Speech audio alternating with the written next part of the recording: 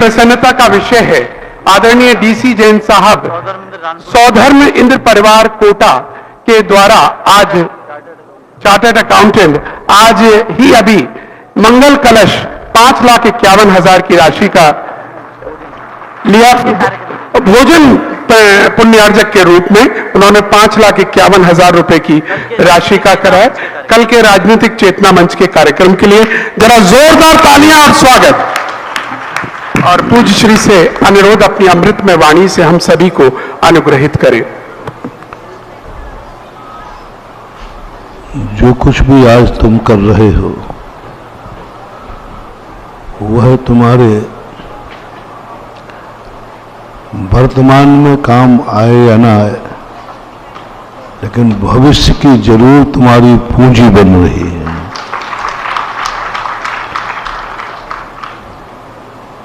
वर्तमान में किया हुआ फल वर्तमान में नहीं मिलता है।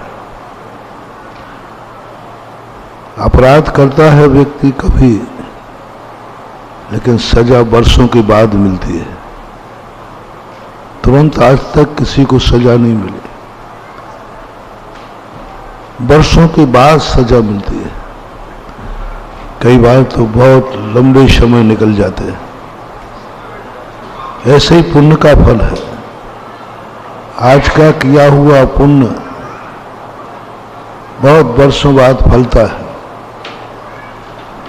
लेकिन कभी ना कभी तो शुरुआत करना ही पड़ेगी। आज जैसे छपते छपते प्रवचन के मंगलाचरण के बीच में भी एक व्यक्ति ने पुण्यार्जन किया। सौधर्मंद बने थे रानपुर के ना, छपते छपते किया। अभी चातुर्मास के बीच की ये पहली घटना है जो मंगलाचरण के बाद मैं भी रुक गया। कोई ना कोई संकेत है जो कभी नहीं रुकने वाली। मंगलाचरण होने के बाद कभी को रुकने वाली नहीं। उसके बाद भी रुक करके, और मैंने भी हाँ कह दिया, संकेत है। कोई ना कोई ऐसा शुभ संकेत है कि अनायास तुम्हारे जीवन में कोई ऐसी चीज बनेगी जो तुम्हें खुद पता नहीं होगा कि ये कैसे हमारे जीवन में शुभ घटित हो गया। सोचा ही नहीं होगा, सोचा ही नहीं होगा। उस समय धर्म तुम्हारे बीच में आकर के तुम्हें ऐसी सफलता दिखाएगा कि तुमने सब तरफ से सोच लिया है कि मैं सफल होंगे ही नहीं। और आज का जो पुण्य है ये बीच में अनायास ऐसे आएगा कि तुम जाग के भी कहोगे ये हो कैसे गया, कैसे हो गया, ये तो संभव ही नहीं था। महानुभाव, पुण्य की क्वालिटियां आपके लिए संकेत देती हैं। आपने किस दिन दान बोला, कब दान बोला, उस समय परिस्थिति क्या थी, क्या परिस्थितियां थी, और उन परिस्थितियों को जब व्यक्ति बोलता है वो परिस्थितियां अपने आप प्रभाव का द्रव्य, क्षेत्र, काल, भाव, भव अनायास होना चाहिए, प्री प्लानिंग नहीं तो कल से सब लोग कहें मुझे हाँ आपके यहाँ एक विज्ञापन का महाराज के प्रवचन के ठीक पहले विज्ञापन उसका रेट ज्यादा है, हाँ ज्यादा है, तो कल के दिन ये नहीं हो जाए कि महाराज जी हाँ यदि आप मेरी घोषणा महाराज के मंगलाचरण बुलवा के करो तो फिर कर देना, चलाकर मत करना। ये अनायास हुआ है। अनायास का सगुन होता है, शुभ होता है, एकदम सडनली, जिसके किसी भी प्लान में ना हो, किसी ने सोचा भी ना हो, और वो घटित हो जाए तो शगुन कहलाती। ये बोलियां लगती हैं तुम्हारी।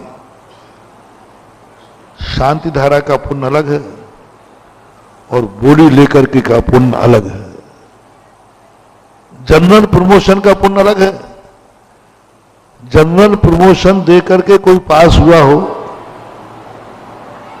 जनरल प्रमोशन से किसी ने डिग्री प्राप्त की हो, वैलिड है जनरल प्रमोशन भी, क्योंकि गवर्नमेंट ने दिया है जनरल प्रमोशन, लेकिन उसकी वैल्यू कितनी है? पास तो तुम हो, अच्छी कंपनियां तुम्हें नौकरी नहीं देंगी। भाई आप पास कैसे हुए? जनरल प्रमोशन से। कमेटी ने जनरल प्रमोशन कर दिया कि इतने 1000 रुपया जिनको देना हो शांति धारा करो, ये जनरल प्रमोशन हो गया, जनरल हो गया। आपको अब कुछ भाव न बढ़ाने की जरूरत है और न घटाने की जरूरत, नियत दान हो गया। एक व्यक्ति बोली ले रहा है, कितना बड़ा त्याग, सबको पीछे करके पुण्य में नंबर 1 पे आना, जिंदगी में नंबर 1 में आने का भाव है।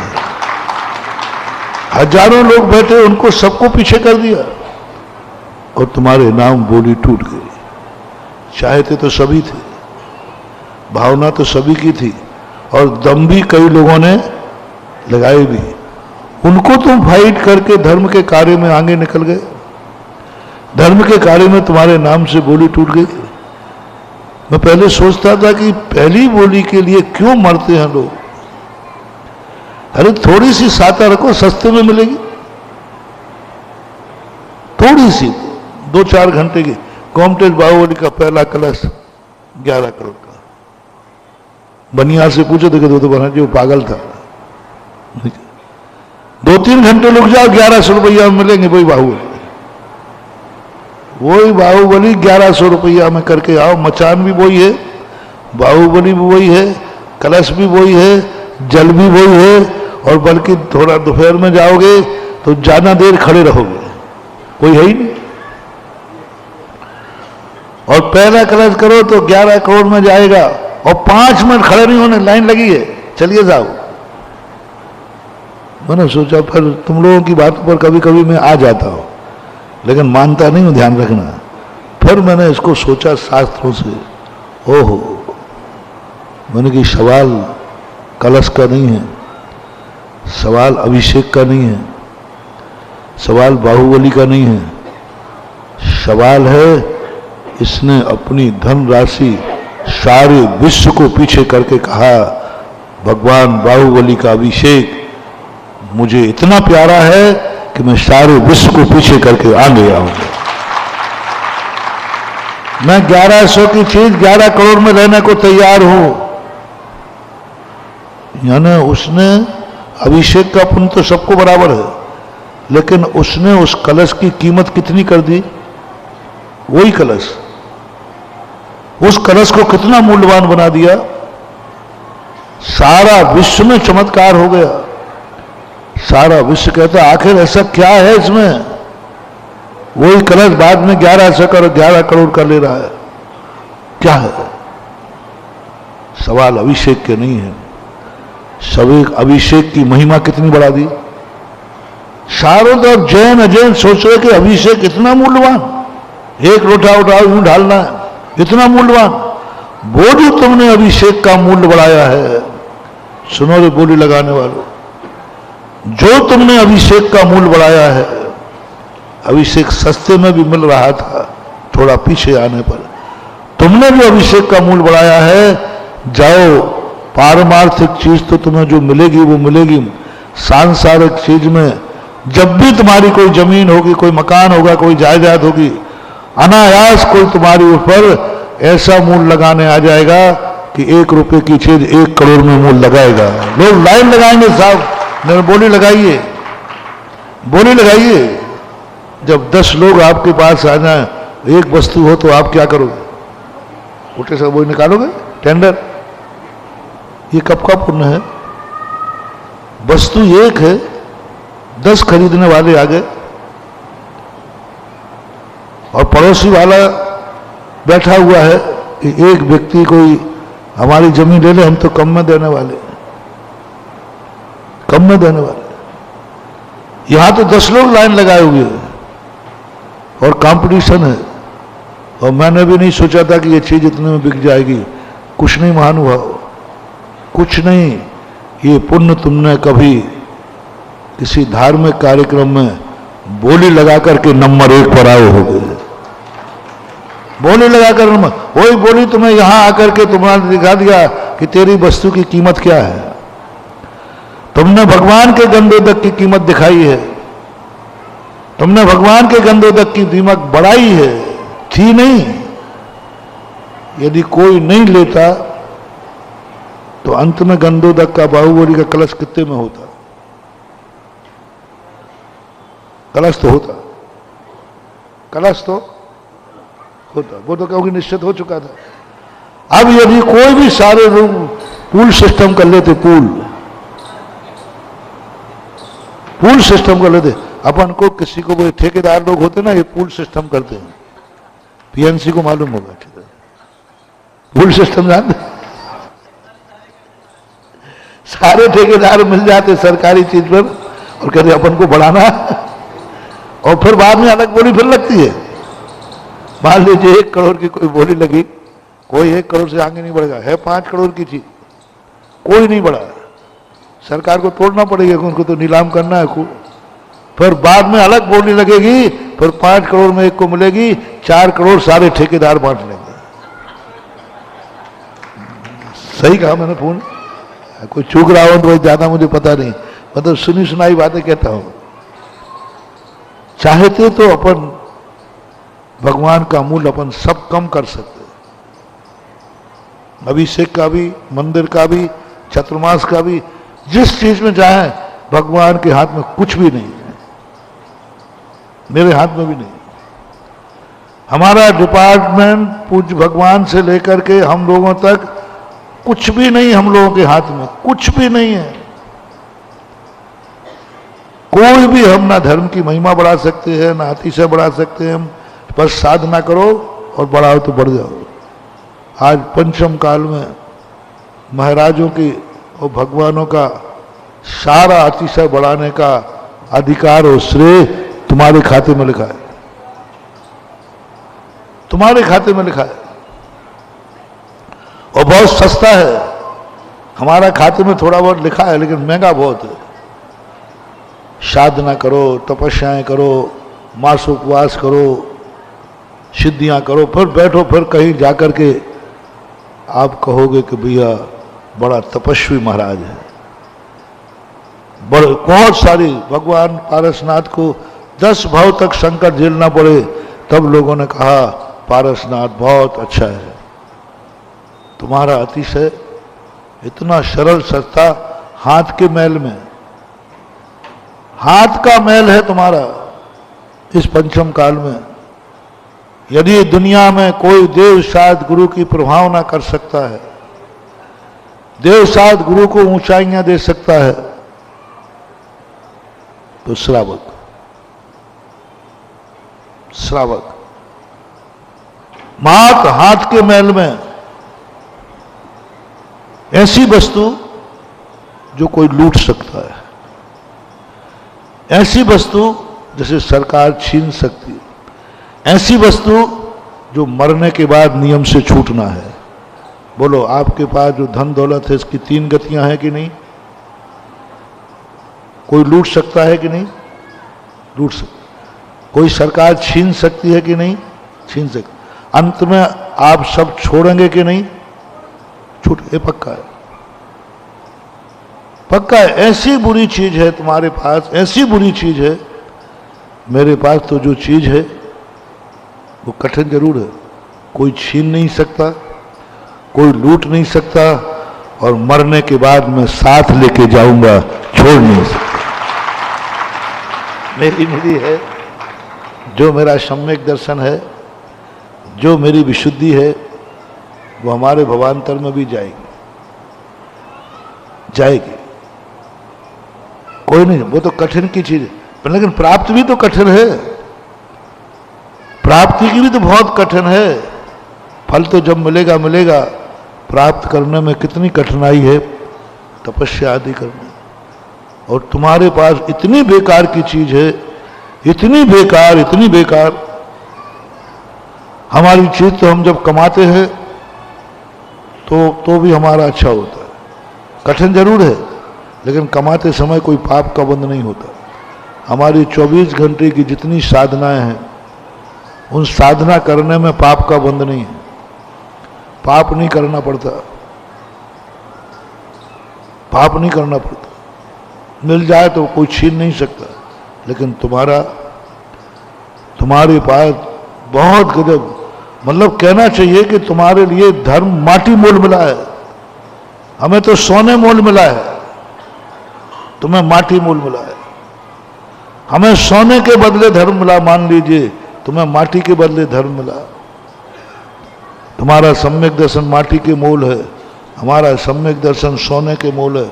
जब सोना लाओ, सोना तौल के दो, तब मिलेगा। तुम्हारा तो माटी मोल है। इतनी गंदी वस्तु तुम्हारे पास, इतनी गंदी वस्तु, उसका नाम ही पाप है, परिग्रह है। धन धान दासी दास कुप भांड प्रमाणातिक्रम, एक सूत्र दिया। हमारे धर्म को, हमारी साधना को, हम जो कमाई कर रहे हैं, इसको पाप की संज्ञा शास्त्रों में नहीं दी।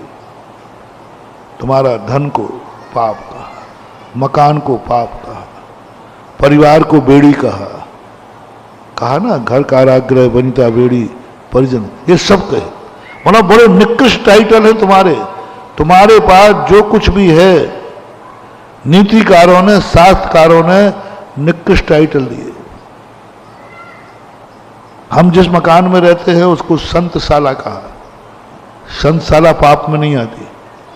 संतशाला बनाने वाले को पाप नहीं, संतशाला पाप रूप नहीं, संतशाला में रहने वाले को पाप का दोष नहीं लगता, क्योंकि उसका नाम वो भी अपनी है, सुरक्षित है। नहीं तो मैं तुम्हारी संतशाला में रुकता नहीं, और ना मैं तुम्हें संतशाला बनाने का उपदेश देता।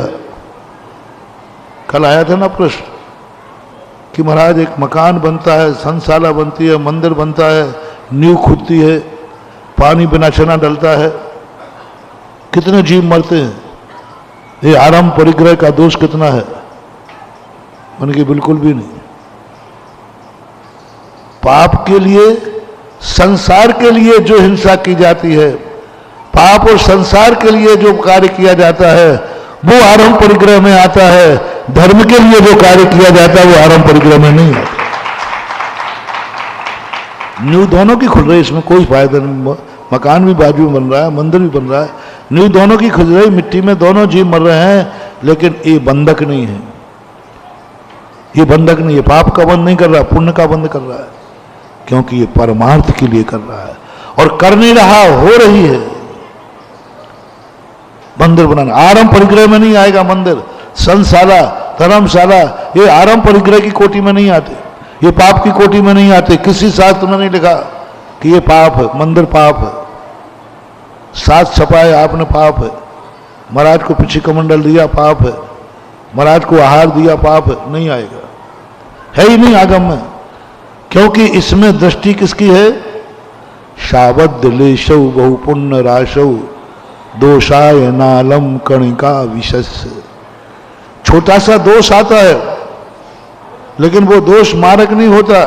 जैसे एक बूंद समुद्र में कोई जहर डाल दे तो क्या पूरा समुद्र जहरीला हो जाएगा? नहीं होगा। बस ऐसे दोष है, कोई दोष नहीं। और तुम्हारा उसका नाम भी शव परिग्रह में जो तुम्हारे पास है महानुभाव, या तो आप कोर्ट केस करो धर्म के ऊपर, मेरे ऊपर मत कर देना। मैं तो तुरंत कह दूंगा महावीर को पकड़ो, मूल प्रोडक्ट। हिम्मत हो तो महावीर पे कोर्ट करने की हिम्मत हो तो करो। आपकी एक एक चीज को बड़ी गंदी गाली दी है। आपके पास जो कुछ भी प्रिय है वो सबकी बुराई शास्त्रों में, सबकी बुराई शास्त्रों में, और जो हमें प्रिय है उस सबकी प्रशंसा शास्त्रों में। मंदिर, भगवान, साथ, ये सब इसकी खूब प्रशंसा है। और तुम्हारी एक एक चीज को गिन करके किया है। घर को क्या बना दिया? बोलो ना, जेल। कोर्ट केस करो। जिंदगी में मर गए, बना बना के नक्शे बनवाए, ये बनवाए, और तुम्हारे घर को जेल कह दिया। इससे बड़ा और क्या तुम्हारे अपमान होगा? इससे बड़ा और क्या कहेंगे? बोले घर में बैठा है। हाँ बैठा है अपराधी जेल में। ओ तुम कह रहे हो मैं घर में बैठा हूं, इधर धारा लगी है, जेल में बैठा है। बोले इसका बहुत बड़ा जेल है। बोले बहुत बड़ा आतंकवादी है तिहाड़ जेल। क्या गजब हो गया। बड़ी मुश्किल से तुमने शादी की राजा रानी, ले उसको गाली दे दी, बेड़ी है बेड़ी बेड़ी। तो तुम मानो ये बेड़ा है, वो दोनों बना लो। तुमने कहा बड़ी मुश्किल में पति मिला है, शास्त्र ने उठा के क्या कर दिया, पति नहीं मिला है, बेड़ा मिला है बेड़ी। मिटा दी ना तुम्हारी सारी खुशी में किरकिरी कर दी कि नहीं? सारी किरकिरी कर दी। बड़े खुश हो रहे हो, बहुत खुश हो रहे हो, हमारी शादी हो गई, बहुत पति अच्छा मिला, पत्नी अच्छी मिली, रिसेप्शन कर रहे हो, सबको बुला रहे हो, आओ, सब कुछ जो कुछ तुम करते हो सब कर रहे हो। इधर लगा रहा, देखा मालूम है इसको बेड़ी पड़ गई, बेड़ी। अब बताओ बेड़ी पड़ना का अर्थ क्या है? सारी इज्जत धूल में मिल गई। परिवार अच्छा है, उन्होंने रखवाला कह दिया, ये सब तेरे पहरेदार। धन धान दासी दास कुप भांड, ओहो गजब। मैंने जब एक बार चिंतन किया तो मैंने कहा ये तो अन्याय है, गृहस्थों के साथ अन्याय है। दया आई हमें तुम लोग। इतने निकृष्ट शब्दों का प्रयोग तो नहीं करना चाहिए। गृहस्थ बड़ी मेहनत से कमाता है, बड़ी मेहनत से सब कुछ करता है, कितनी परिश्रम होते हैं, लेकिन नहीं, वो तो शास्त्र में लिखा है शब्द धन धान, धन के लिए भी कह दिया ये पाप है, परिग्रह। अब बोलो धन कैसे कमाते हो तुम लोग? धान, अब लो, अब तो और मरो।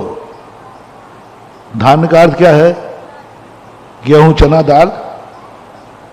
गेहूं चना दाल को कह दिया ये पाप है, अब मरो बेटा। इससे बड़ी निंदा और क्या होगी? खेत में खलियान में बहुत अच्छे अनाज आ गया, बगीचे में बहुत फल फूल आ गए, तुम खुश हो आज खेत में। इधर गुरु महाराज कहते पाप आ रहा है, पाप देखो पाप। ये जो फसल लहराई क्या मजा आ रहा है, सत्य श्यामला भूमि। इधर तुम्हारे गुरु जी कहते हैं पाप श्याम भूमि। ये पाप है जो तुम ला रहा है अनाज घर में, ये पाप है जो अनाज ला रहा है। तुम कह रहे हो मैं अनाज ला रहा हूं, तुम्हारे गुरु कह रहे, तुम्हारे भगवान कह रहे, तुम्हारी जन्मानी मां कह रही पाप ला रहा है। क्या गजब, पाप ला रहा है। गेहूं लाया बाजार से बेचारा, दाल लाया बाजार से बेचारा, और क्या कह दिया? पाप ला रहा है, पाप। मंडी में बेचारा वो आड़तिया होते ना गेहूं के, वो बेचारे खेती पे ला रहे, बोले क्या ला रहे? पाप ला रहे। जो खरीद रहा है तो बोले क्या खरीद रहा है? पाप खरीद रहा है, पाप। मंडी वाले निपट गए सबके? नहीं, किसान निपट गया, मंडी वाला निपट गया, जिसने खरीदा वो भी निपटा दिया। और कोई छोटी मोटी हस्ती कह रहे हो तो भगवान महावीर, तुम्हारे गुरु, तुम्हारी जिनवाणी मां, अब उसको नकारने की हिम्मत कैसी है? जैसे तैसे चलो। दासी दास, इनको भी पाप में डाल दिया। अरे किसी कार्य के लिए तुम्हारे नौकर चाकर लग जाए तो तुम्हें खुशी होती है, खास तौर से देवियां रोटी बनाने वाली लगे, अरे मजा आ गया बस। बर्तन मारने वाली सारे वो क्या बोलते हैं, झाड़ू लगाने वाली, आप लोगों के यहाँ सबके नौकर लगे हों तो बोलो क्या है, मजा आ गया महाराज, सब कुछ बहुत अच्छी कृपा है। गुरु से पूछो, बोले नौकर लग गया, बोले पाप लग गया। पाप कह दिया दासी दास को। अपने कार्यों के लिए नौकर लगाना पाप है। अपने कार्यों के लिए नौकर, किसी चाहे गाड़ी की ड्राइविंग हो, चाहे रोटी बनाना हो, चाहे कपड़े धोना हो, कोई भी चीज के लिए आपने अपनी कार्य के लिए नौकर लगाया, पाप है। तो आपकी कोटी में रख दिया। पूज्यवर हुआ स्वामी महाराज ने धन धान दासी दास को पाप में ले लिया। भगत को नहीं लिया, चिंता मत करना, अपन को तो सेफ है।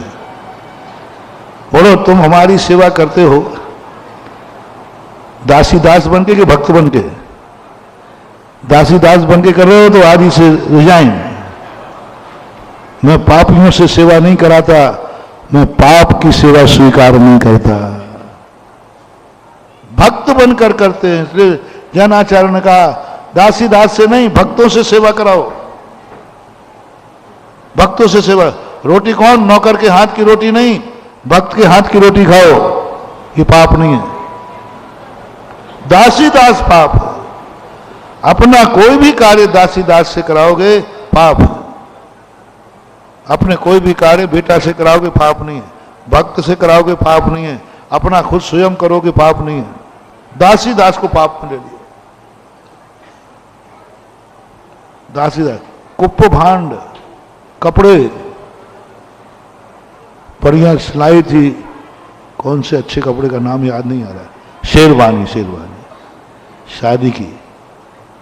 अरे बॉम्बे गया शॉपिंग करने, बढ़िया शेरवानी आया, गुरु ने पूछा पाप पहन के आया, बड़ा पाप। कपड़ों को पाप, कुप यानी किराना। तुम्हारी जो जो चीजें कुप में सब किराना आ गया, कपड़े, जूते, श्रृंगार के साधन, दर्पण, जो छोटे मोटे सामान जो तुम्हारे हैं ना उपयोग के, ये सब किराना पाप है, सब किराना पाप है। चम्मच भी पाप है। धनतेरस को खरीद रहे हो, पाप खरीद रहे हो,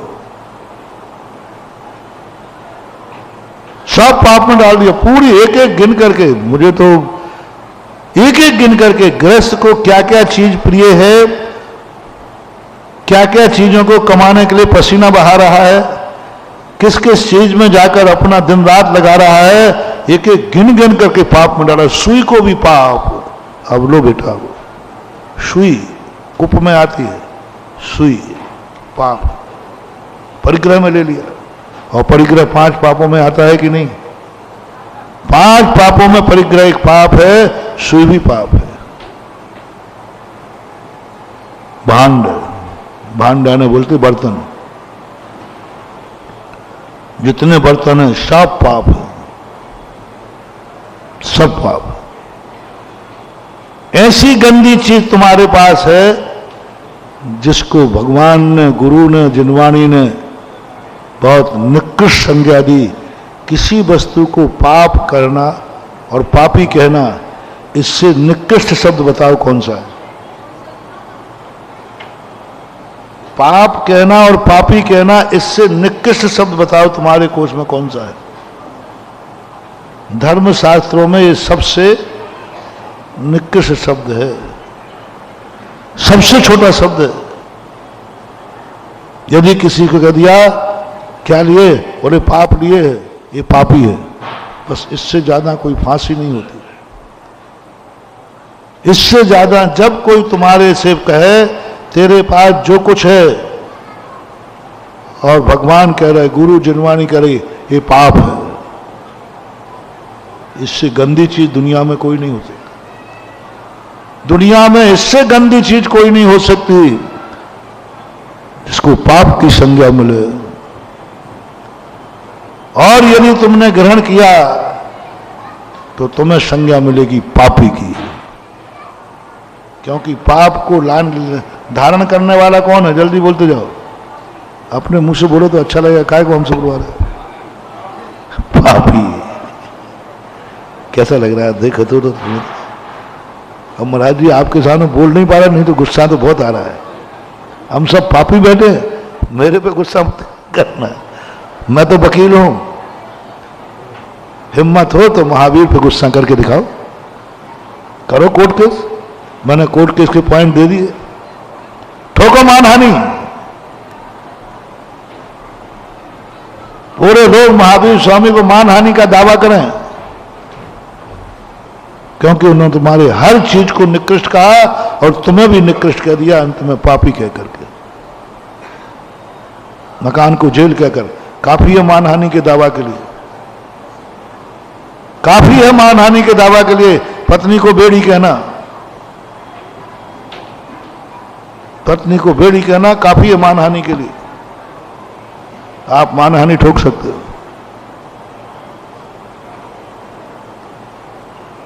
अरे भाई, मैं तुम्हें मौका दे रहा हूं ढूंढ करके, कोई तो हाथ उठाओ। हिम्मत है महावीर स्वामी पे करना है दावा। महावीर स्वामी पे दावा करना है, नहीं करना है? मैं तो महावीर स्वामी पर मैंने तो दावा नहीं। तो फिर दूसरा तरीका है, जिस जिस चीज को भगवान महावीर ने पाप किया है उसको छोड़ो।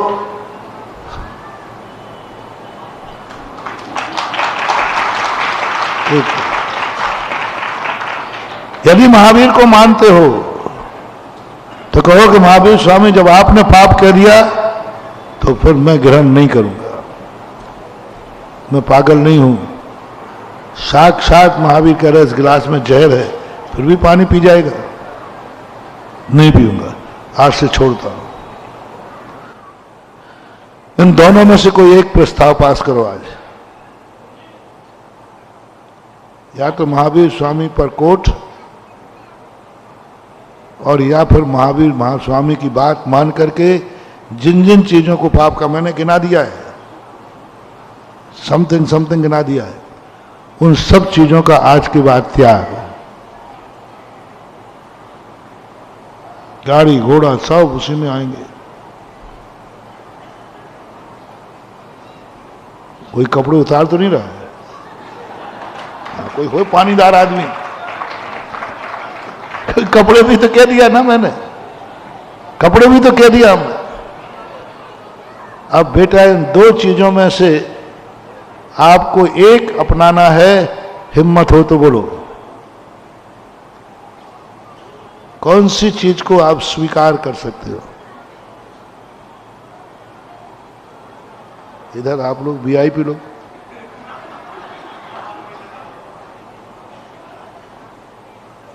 कोई एक तो हाँ करो भैया, एक तो करो, टाइम वेस्ट मत करो, एक को हाँ करो। दो में अपने बात तो दोनों हाथ में लड्डू हो, चिंता नहीं करना है। महाराज जी यदि कोर्ट केस कर दिया तो चिंता मत करना, भगवान महावीर का वकील मैं हूं, महावीर हार नहीं सकते।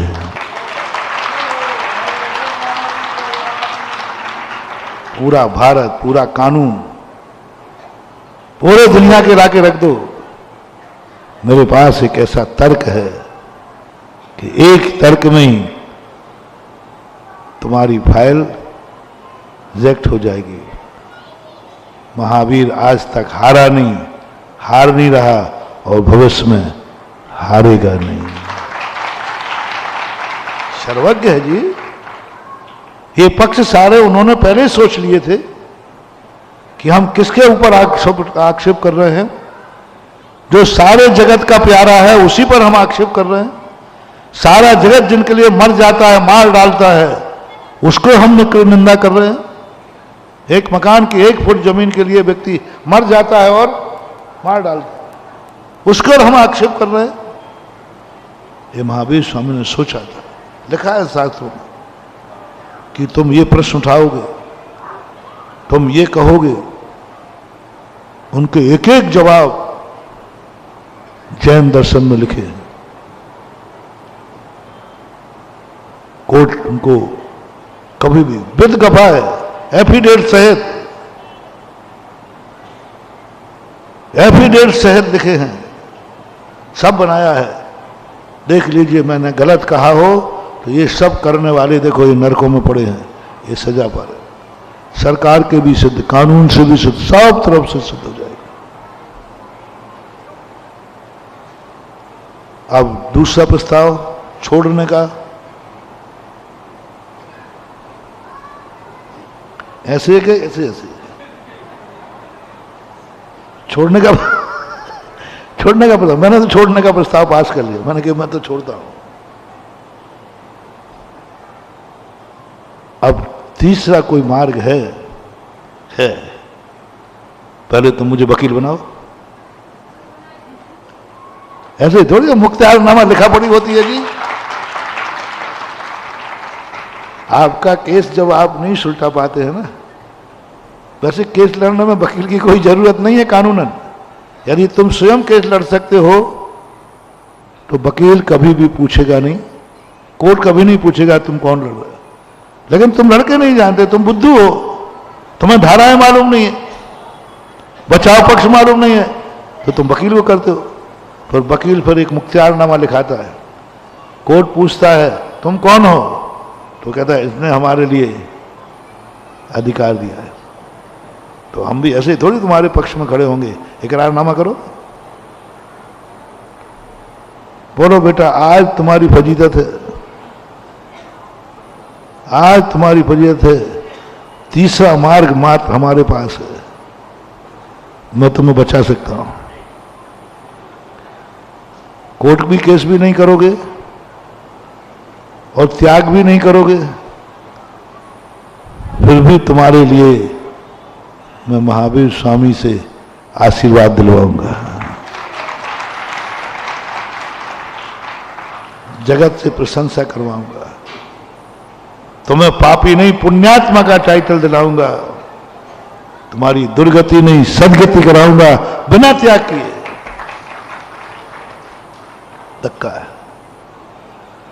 पहले बोलो बना रहे हो मुझे वकील, नहीं बना रहे हो तो चिंता मत, हमारे क्या, जाओ बाहर में जाओ, निकल लेना। इन आगे वालों को नहीं बनाना, बनाना है कि नहीं? सब बोलो मैं तुम्हारा वकील बना रहा हूं कि नहीं? बस फीस देना भोगड़ कह जाओ मारा। बस इसी के लिए गुरु की जरूरत होती है। तुम्हारे और भगवान के बीच में गुरु क्यों आते हैं? तुम्हारे धर्म के बीच में गुरु की क्या जरूरत थी? अपराधियों तुम्हारे बीच में वकील की क्या जरूरत थी? तुम शिकायत करो फरियादी की, मुझे से निर्णय दे, वकील की क्या जरूरत थी? गुरु का कोई काम है ही नहीं, क्या जरूरत थी गुरु की? लेकिन नहीं, केस ऐसा फंसा हुआ है, इधर कुआ और इधर खाई है, फिर भी निकाल के आना। और वकील महानुभाव, ये ला की किताब है, ये तुम पढ़े लिखे नहीं हो, इसलिए तो मैं कह रहा हूं थोड़ी बहुत पढ़ लो रे। कभी यदि मेरा जैसा वकील नहीं मिला तो थोड़ी एक दो पेशी तो निपटा लोगे। इसलिए मैंने 12 वर्षीय कोर्स रखा है, इसलिए 12 वर्षीय कोर्स रखा है कि थोड़ा बहुत पढ़ लो, कम से कम केस की कुछ फाइल तो पढ़ना तो जानोगे कि क्या लिख रहा है, क्या बोल रहा है, क्या समझ रहा है। गृहस्थ पूरा नहीं पढ़ सकता, लेकिन बिल्कुल भी नहीं पढ़ सकता ये भी बात नहीं है।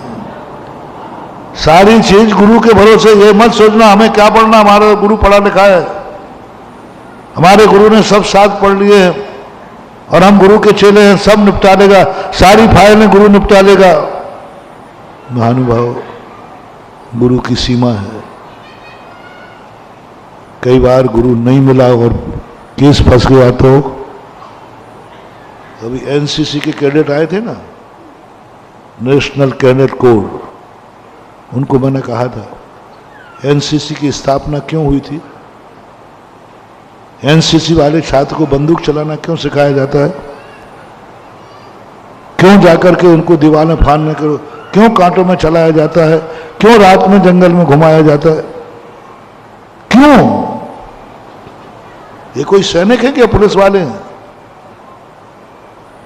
एनसीसी के साथ वही व्यवहार किया जाता है, वही सब कुछ सिखाया जाता है जो एक सैनिक को सिखाया जाता है। क्यों? उसका मूल कारण है, कभी ऐसा विशुद्ध हुआ कि सैनिक हार गए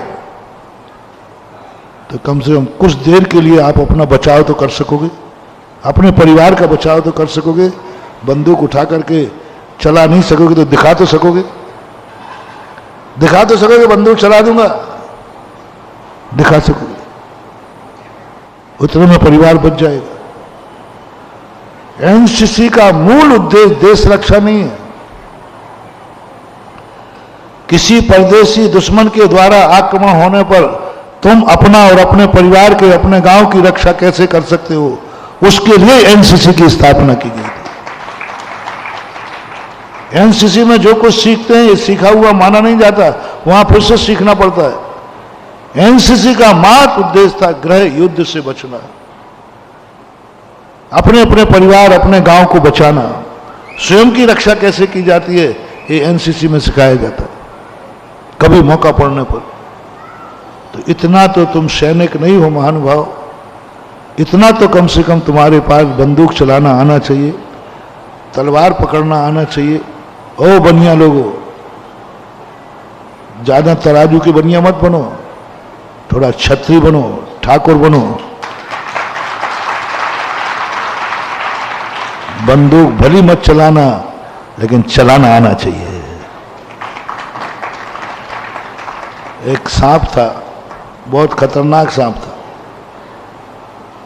लेकिन वो महाराज का भक्त था और सबको बोला। गांव वालों ने कहा महाराज जी इस सांप को समझाओ, ये दिन रात किसी को सोने नहीं देता, कितनों की तो जानें ले चुका है, कोबरा है कोबरा सीधा।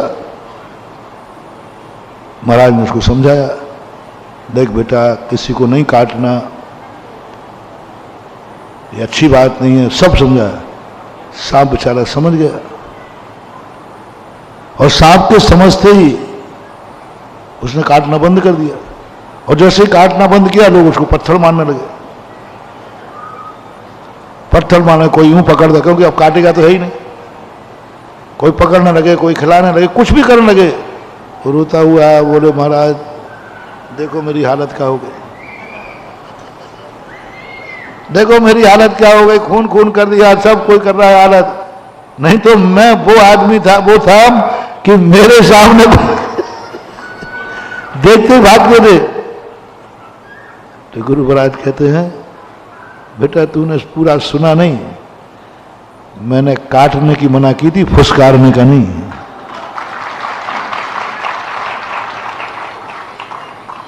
तेरी फुसकारी काफी है, इसमें भग जाएंगे। ओ जैनियों, महावीर ने कहा था अहिंसक अहिंसक, किसी को मारना नहीं। ये नहीं कहा था कि तुम बंदूक भी मत उठाना, फुसकारने के लिए मना नहीं किया था, इसके लिए मना नहीं किया था। कल मीटिंग कल बताऊंगा कि जैनियों का अर्थ, अहिंसक का अर्थ ये नहीं है कि हम अत्याचार सहन करते जाए। जैनी वो कुशल आदमी है कि सांप को मारने को लाठी उठाता है, सांप को मारने के लाठी उठाता है और एक्शन इस ढंग से करेगा कि एक में वो सांप निपट जाएगा, लेकिन सांप भाग जाता है, लाठी बचा लेता है और अहिंसक बना रहता है। तुम्हें सांप से मारने में फायदा है या भगाने में फायदा है? तुम्हें डर किससे? सांप से ही है ना। यदि सांप आज के बाद तुम्हारे यहां नहीं आएगा तो भी मारना जरूरी है। तुम सांप के जिंदा रहने से दुखी हो कि वो तुम्हारे घर में है इसलिए दुखी हो? वो जिंदा है इसलिए दुखी हो कि वो तुम्हें काटता है इसलिए दुखी हो? सांप से तो दुखी नहीं हो ना। तो बस वो मैं उपाय बता देता हूं, नहीं काटेगा। मैं उपाय बता देता हूं, तुम्हारे घर में नहीं आएगा। इसका नाम है जैन दर्शन। जैन दर्शन कहता है तुम्हें काटने पर डर है, तुम्हारे घर में आया इसलिए ठीक है, मैं ऐसा उपाय बताता हूं, तुम्हारे घर में नहीं आएगा, तुम पाप से भी बच जाओगे और सांप के डर से भी बच जाओगे। यह है जैन कला। इसलिए शस्त्र चलाना सीखो। हर जैनी को एनसीसी आना चाहिए, और नहीं हो तो हर जैनी के गांव में सशस्त्र व्यायामशाला होनी चाहिए। हर जैनी को तलवार चलाना आना चाहिए, हर जैनी को बंदूक चलाना आना चाहिए, हर जैनी को तीर कमान चलाना आना चाहिए, हर जैनी के लिए जितने युद्ध के सामान हम सारे युद्ध चलाना आना चाहिए, हर जैनी के लिए।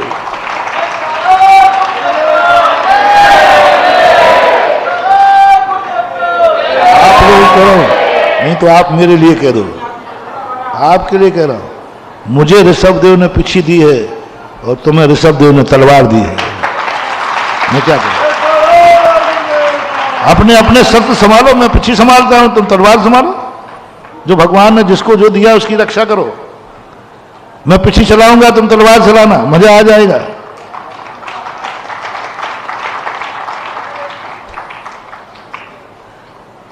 पिछी और तलवार का अर्थ मालूम क्या है? तुम तलवार चला के घाव करोगे उसको, वो दौड़ के मेरे पास आएगा, मैं पीछे लगा दूंगा, घाव भर जाएगा।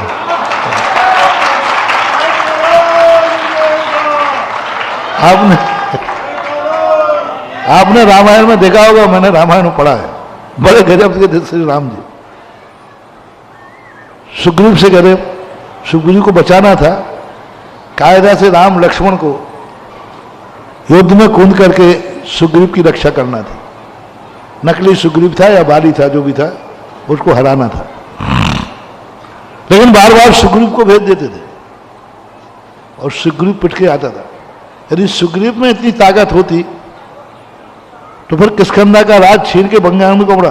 लेकिन रामचंद्र जी कहते थे मैं यहां छुप करके मारूंगा उसको तीर, और छुप करके मार ही नहीं पाए क्योंकि दोनों एक समान थे। वो नकली था, दोनों विद्याधर थे, दोनों अपना रूप एक समान बना लेते थे। अब रामचंद्र जी किसको मारा? कहीं धोखा। और वो जम की धुलाई करता है नकली सुग्रीव, और ये हाथ पैर तोड़ते, साहब आपने नहीं मारा, देखो मेरी हालत क्या कर दी। बोले चिंता मत करो, रामचंद्र जी यूं हाथ फेरते, सारे घाव भर जाते। किसी भी कार्य को करने के लिए नरम और गरम दल दोनों चाहिए। नरम दल भी चाहिए और गरम दल भी चाहिए। ये मत सोचना कि देश को आजाद गांधी जी ने किया है। देश की आजादी का कारण उतना ही अधिकार सुभाष चंद्र बोस को है, ध्यान रखना। सुभाष चंद्र बोस नहीं होते तो गांधी मर जाते तो भी आजादी मिलने वाली नहीं थी। डर के तो वे सुभाष चंद्र से भागे हैं, लेकिन अब जिससे डर लगता है, इसको तो नहीं दूंगा चाबी, गांधी जी को दे दूंगा। मजाल नहीं थी। सुभाष चंद्र बोस भी चाहिए, लेकिन पूरे गरम ही दल नहीं चाहिए, थोड़ा नरम भी चाहिए, पीछे से पुचकारने वाला। तो हमें तो बनाओ गांधी जी।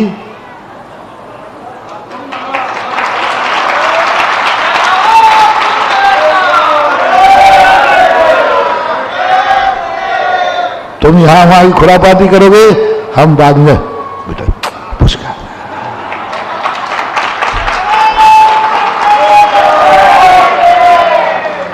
ऋषभदेव बहुत पॉलिसी थी, ऋषभदेव को बहुत पॉलिटिक्स थे। ऋषभदेव गजब दोनों भक्त बैठे, एक को तलवार पकड़ा रहे, एक को पीछे पकड़ा रहे, और दोनों में कितना अंतर है भैया बताओ, कितना अंतर। और ऋषभदेव एक हाथ से एक को तलवार, एक को पीछे दे रहे, ये कितनी बड़ी पॉलिसी रही होगी। एक हिंसा का पूरा शस्त्र और एक अहिंसा का पूरा शस्त्र, दोनों एक होकर के भी, दोनों भिन्न होकर के भी एक आदमी के द्वारा दिए जा रहे हैं। कुछ सोचना है, विचार करना कि हमारी स्थिति क्या है और हमें क्या रोक दिया गया। इसलिए आप लोग थोड़ा सीखो, काटना नहीं, फुसकारना बंद मत करो। आंदोलन में हंगामा खड़ा नहीं करना है, लेकिन आंदोलन बंद मत करो। आंदोलन में किसी हाथ ठेले वाले को नुकसान नहीं पहुंचाना है। इसका अर्थ है कि आंदोलन बंद नहीं करना है। हाथ ठेला वाले को नुकसान मत पहुंचाओ, बेचारा गरीब है। बे आतंकवादी होते हैं, वे निकृष्ट आंदोलन करने वाले होते हैं। तुम्हारी तकरार सरकार से है, तुम्हारी तकरार किसी व्यक्ति से है, और तुम बाजार में लेकर हाथ ठेला वाले को नुकसान पहुंचाते हो, झुग्गी झोपड़ी में आग लगा देते हो। आपकी तकरार किससे थी और जलाया किसको आपने? बेचारे झुग्गी झोपड़ी वाले को, हाथ ठेला वाले को जो शाम को रोटी क्या खाएगा। ये अन्याय है। इसके लिए जैन दर्शन मना करता, आंदोलन के लिए मना नहीं करता वो कहता है कि रास्ते में हाथ ठेला वाले की आजीव का मत छीनना, किसी गरीब झोपड़ी में आग मत लगाना, ना किसी निरपराधी की हत्या ना हो जाए, कोई स्कूल की बसों में आग नहीं लगा देना। ये इसके लिए मना किया है, आंदोलन के मना नहीं किया। इसलिए मैं आपसे कह रहा हूं, आप कुछ बहुत बड़ा मार्ग महानुभाव, थोड़ा चेत जाओ। तुम्हारे लिए सब तरफ से निकृष्ट संज्ञाएं दी गई हैं, पूरे शास्त्रों में खोल के पढ़ लिया। बस एक तरीका है, अभी तुम्हारा कह दिया, तुम्हारा सब पाप है, और तुम्हारे बराबर धर्मात्मा बनने का इतना ग्रस्त का धर्म इतना सस्ता, इतना सस्ता। मुझे तो तुमसे ईर्ष्या है।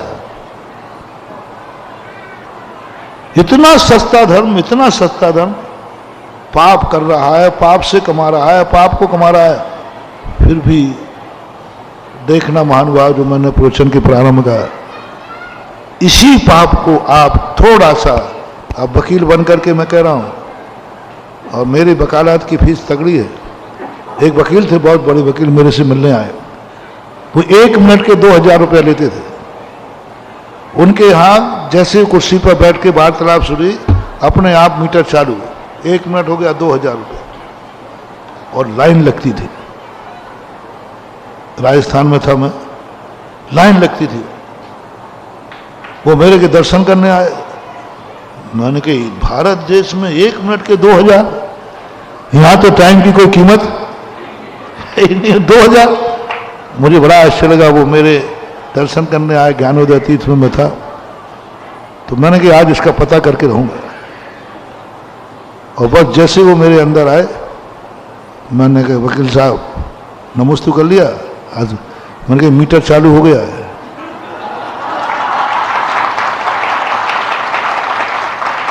मैंने घड़ी सामने रखवा ली थी। मैंने कहा देख ले साहब, देख लेना, बाद में मत कहना। जब तुम्हारे 1 मिनट के 2000 हैं, तो मेरे प्रति मिनट कितने होंगे, वो आप सोच के मेरे से बात करना। वो क्या है कि दमुस्त करके बैठने लगे। हम के पहले खड़े रहिए, पहले मेरी फीस सुनिए। मैंने कहा पहले मेरी फीस सुनिए क्या है। आपके यहां कोई व्यक्ति बैठ गया तो 1 मिनट के 2000 हैं। बोले जी। तो मैंने कहा अब आप अंदाज लगाओ कि मेरे कितने होंगे 1 मिनट के। तो वो खड़े हो गए। बोले मैं ठीक कह दिया, अच्छा रहा आपने पहले ही बोल दिया। पूछता हूं फीस क्या है। मैंने तो समझा था साधु के यहाँ काय का टाइम, यहाँ काय की फीस। हमने कहा साधु को तुम फोकटिया समझते हो क्या। मैंने ये देख लो मिनट का कितना है। तो महाराज जो बोलोगे दूंगा, आया हूं तो, और आया हूं तो ऐसे ही नहीं आया हूं, कोई ना कोई मैं भी केस लेके आया हूं। जो केस मेरे से नहीं निपट सकता, मेरे कानून से नहीं निपटा, दुनिया में कहीं नहीं निपटा, उस केस में निपटाने में मात्र मैंने आपको समर्थ समझा है, इसलिए मैं आया हूं। आप जो मांगोगे दूंगा। मैंने कहा वकील साहब कुछ ज्यादा है 2000। मैं बोले महाराज बहुत कम है 2000, मैं फीस बढ़ाने वाला हूं। मैंने कहा 2000 ज्यादा है। पर मैंने कहा अच्छा बताओ, यदि तुम्हारे 2000 ज्यादा कम है तो मेरा एक बताओ। एक स्थान पर कहीं पर ATG नहीं मिल रही थी, क्योंकि मंदिरों पर ATG नहीं है, कोई छूट नहीं। मैंने कहा देखो 1 मिनट के अंदर अंदर बताना है तो हमारी सारी फीस तुम्हें माफ कर दी जाएगी, और हम तुम्हें भी नहीं देंगे, ध्यान रखना। बोले ठीक महाराज। बोलो क्या। तो मैंने कैसे लिया जाए। बोले इन मंदिरों पर ध्यान केंद्र लिखवा दो, आदिनाथ ध्यान केंद्र, अजितनाथ ध्यान केंद्र, शंभवनाथ ध्यान केंद्र। तो मैंने कहा ये झूठ बुलवा रहे हो मेरे से, मैं साधु हूं, ये बेईमानी नहीं करूंगा। जिनालय को ध्यान केंद्र कैसे लिख दूं। बोलो भैया अपने यहां भगवान के मंदिर क्या कहते हैं, मंदिर कहते हैं। ये झूठ बोल करके कराना नहीं, ये कभी भी धोखा हो सकता है। बोले नहीं, आपका सत्यव्रत भी बचेगा और 80 GB मिलेगी। मैंने कैसे? बोले आप लोग भगवान के दर्शन करके 9 बार नमोकार मंत्र पढ़ते हो कि नहीं? बोलो ना, पढ़ते हैं। इसी का नाम तो ध्यान केंद्र है, झूठा कहां है? गजब। उन्होंने कहा अपने मंदिरों में 9 बार नमोकार मंत्र पढ़ते कि नहीं भैया? अपन पढ़ते हैं। आप जाप देते हो कि नहीं? और भगवान का आंख बंद करके स्तुति करते हो नहीं? ध्यान केंद्र में क्या होता है? अपने इष्ट देव का स्मरण करने का नाम ध्यान है। कागज के कानून में, सरकार के कानून में है अपने इष्ट देव का ध्यान करना, अपने इष्ट देव को स्मरण करना, ये ध्यान है। जाप देना ध्यान है। बोलो ये होता है मंदिरों में? नहीं होता है। तो आपको कहां बेईमानी करना सिखा रहा हूं? कहां बेईमानी करना सिखा रहा हूं? मात एक कला है और उनके अनुसार हुआ और काम हो गया। हमने कहा वकील साहब आपकी फीस भिजवाऊं? बोले नहीं भिजवाओ, क्योंकि फिर आप अपनी भी मांगोगे। दोनों ने एक दूसरे को, ये कला है। ये जैन दर्शन इस सृष्टि में, पाप के बीच में, कीचड़ के बीच में हम लोगों का जीना कोई कठिन नहीं है। हम लोग तो कीचड़ से ऊपर उठ गए, हम लोग तो आग से ऊपर उठ गए, हम तो सब चीजों से बरी हो गए। हम लोग कोई खतरा नहीं है। सारी जिंदगी खतरनाक तुम्हारी है, क्योंकि तुम अभी भी कीचड़ में हो, चारों तरफ से हो। तुम उसके बिना रह ही नहीं सकते। तुम कहो मैं कीचड़ से हट जाऊं, गृहस्थी कभी कीचड़ से हट नहीं सकते। बस पंख में तो पैर रहेंगे, जड़ तो कीचड़ में ही रहेगा। लेकिन ऐसी कला है कि तुम पंकज बन करके तालाब के ऊपर खिल जाओगे। कमल के पैर, जड़ कहां रहती है? कीचड़ में। तना कहां रहता है? शरीर, पानी में। कमल कहां रहता है? इसका नाम है जैन दर्शन। अब देखिए, मैं उसको सरल कर देता हूं, बरी होने का। बस आप लोग, इतना सरल धर्म तुम्हारा, इतना सरल धर्म, माटी मोले जो मैंने पहले कहा था, सबको मैंने पाप गिना दिया। उसी मकान में पुज्ज्वल, भाई रेफरेंस दूंगा, उसी मकान बनाते समय इतना सा संकल्प करना है। देखना, अब जेल को मैं जेल खाने से बरी कराता हूं। बस मकान बनाते समय, नक्शा बनाते समय इतना सा भाव करना है कि मुनि महाराज आएंगे तो वो खड़े होकर हार लेंगे। मैं महाराज को सड़क पे हार दूंगा क्या? गुरु महाराज आएंगे तो सड़क पे हार दूंगा क्या? नहीं, कैसे सड़क पे दूंगा? हमारा महाराज है, महाराज का हार महल में होगा, मकान में होगा, सड़क पे नहीं होगा, गली कूचे में नहीं होगा। हमारा महाराज है, इसलिए मैं मकान बना रहा हूं।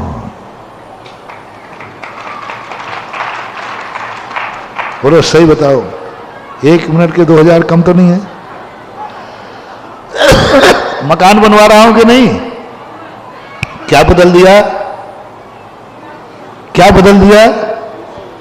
नाराज आएंगे, कहां का हार कराऊंगा, बढ़िया मकान बनाऊंगा। और नक्शा बनाते समय तुम लोग साफ पाप कर रहे हो, सारी दुनिया पाप कर रही है। मैंने एक दिन और कहा था, सब परिवार बैठते हो, तुम खुद बैठते हो, सब बैठ के निर्णय करते, जीना कहाँ होगा, डाइनिंग कहाँ होगी, रसोई घर कहाँ होगा, बेडरूम कहाँ होगा, लेट बाथ कहाँ होगा, सब पर डिस्कशन करते हो। ड्राइंग रूम कहाँ होगा, अतिथि गृह कहाँ होगा, ये सब डिस्कशन होते हैं कि नहीं? बोलो, झूठ मत बोलना। कितने लोगों ने मकान बनाते समय याद आया कि मेरे गुरु महाराज आएंगे तो वे कहां खड़े होकर हार लेंगे। मकान बनाते समय परसेंटेज बताओ, 1%, 2%, 5%, हाथ उठाना। मकान बनाते समय 5% मान लो, बनाते समय मान है।